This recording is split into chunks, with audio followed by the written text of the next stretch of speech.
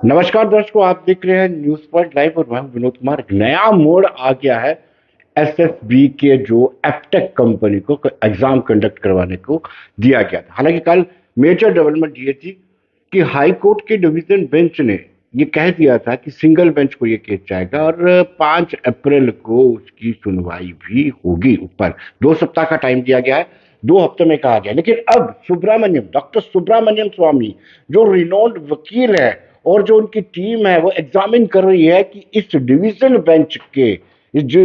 Bench ने ये फैसला दिया है, या डिवीजन बेंच ने कहा है कि सिंगल बेंच जो है वो इस पर फैसला करेगा। जो एप्टेक जो कंपनी है उसको जो ब्लैकलिस्ट माना जाता है, ब्लैकलिस्ट कंपनी को काम दिया गया, ये आरोप है एस्पेरेंट्स का।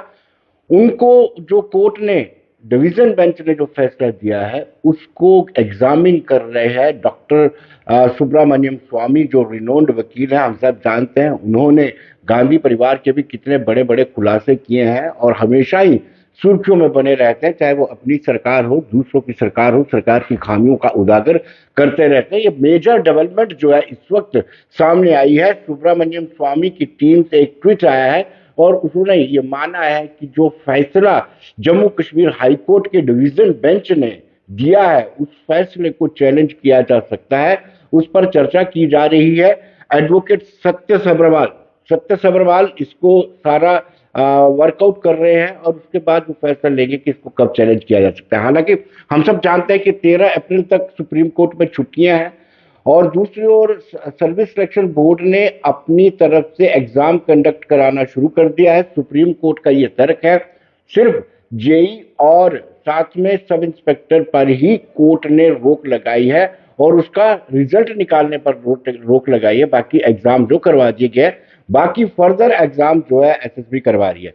कल ही एसएसबी के चेयरमैन राजेश शर्मा ने बाकायदा एक प्रेस कॉन्फ्रेंस दी और प्रेस कॉन्फ्रेंस में लेकर के वकालत की थी कि कहीं ना कहीं एप्टेक कंपनी है वो at the time of bid, जब बिड हुई थी वो ब्लैक लिस्टेड नहीं थी, उस कंपनी पर किसी तरह का कोई भी आरोप नहीं था जिस वक्त बिडिंग हुई।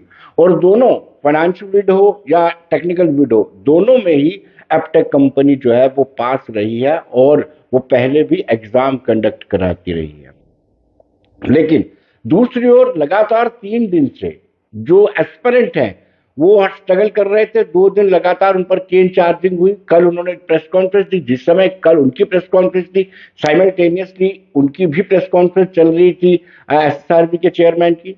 और जो लोग अभी अभी हमारे साथ, हमारे दर्शक जुड़े हैं, उनको बता दूं कि इंपॉर्टेंट खबर यह है कि डॉक्टर एस सुब्रमण्यम स्वामी की टीम ने यह मान लिया है कि वो इस केस को एग्जामिन करेगी। किस केस को एग्जामिन करेगी?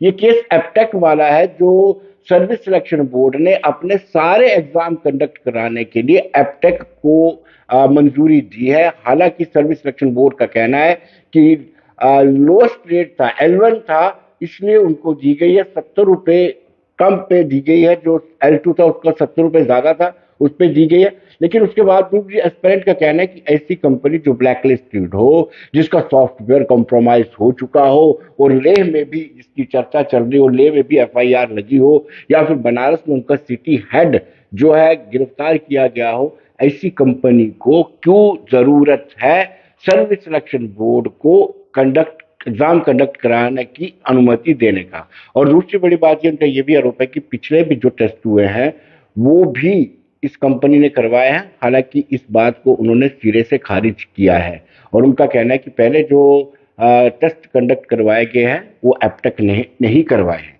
लेकिन हाईकोर्ट से कल उनको डिवीजन कम से बड़ी उम्मीद थी, डिवीजन बेंच से बड़ी उम्मीद थी, लेकिन डिवीजन बेंच का जो फैसला आया उससे उनको बड़ी निराशा हुई। और लेकिन किसी न किसी तरफ से अप्रोच किया गया डॉक्टर सुब्रमण्यम स्वामी की टीम को और डॉक्टर सत्य सत्य सब्रवाल, एडवोकेट सत्य सब्रवाल इस पर पूरी निगरानी रखे हुए हैं, इसको मॉनिटर कर रहे हैं। जो डिवीजन बेंच का फैसला आया है उन तक पहुंच गया है, उसको रीड आउट किया जा रहा है। रीड आउट करने के बाद ये फैसला लिया जाएगा कब उसको सुप्रीम कोर्ट में चैलेंज किया जाएगा। शुरुआत में बताते चले कि एप्टेक कंपनी को जब से काम दिया गया था तब से ही कोर्ट में याचिका दायर की गई थी कि ये कंपनी ब्लैकलिस्टेड है। लेकिन कहीं ना कहीं कहा जाता है, आरोप लगाते हैं, जायरा बताया, जो सोर्सेज है वो बताते हैं कि कहीं ना कहीं कुछ क्लासेस को चेंज किया गया है इनको बेनिफिट देने के लिए।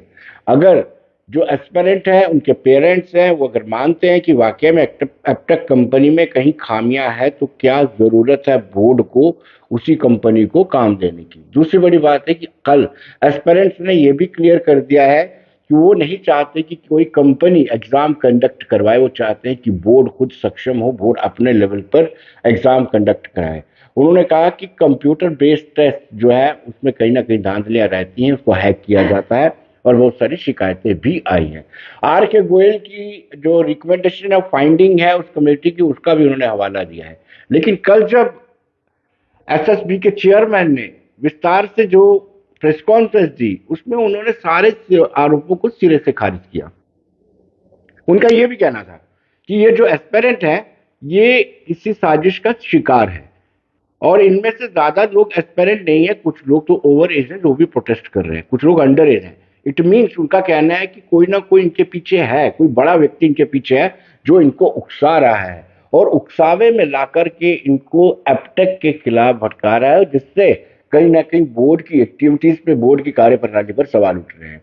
और अभी जब जो इस वक्त हमने आपको ब्रेकिंग दिया है वो ये है कि डॉक्टर सुब्रमण्यम स्वामी की टीम ने यह मान लिया है कि जो डिवीजन बेंच ने एप्टेक या एस्पेरेंट वाले केस पे बात करें या फिर एसएसबी वाले इशू पे बात करें, तो उन्होंने कहा, मान लिया कि डिवीजन बेंच का जो फैसला है उसको रीड आउट किया जाएगा और उसके बाद उसको चैलेंज किया जाएगा। और मैंने आपको बताया कि अभी तक जो 9 दिसंबर 2022 के फैसले को ही अमल में लाया जाएगा as per the division bench और 5 अप्रैल को डिवीजन बेंच में सुनवाई होगी। और दूसरी ओर डॉक्टर सुब्रमण्यम स्वामी जो रिनोन्ड पॉलिटिशियंस भी हैं, रिनोन्ड वकील भी हैं, उन्होंने ये फैसला लिया है, ये मन बनाया है कि उनकी टीम इस डिवीजन बेंच के फैसले को चैलेंज करेगी। जो फैसला आया है कि एप्टेक को काम दिया जाएगा, एंगेज किया जाएगा, यह फैसला सिंगल बेंच लेगा। तो दोस्तों बड़ी खबर यह है कि सुब्रमण्यम स्वामी की टीम ने भी अब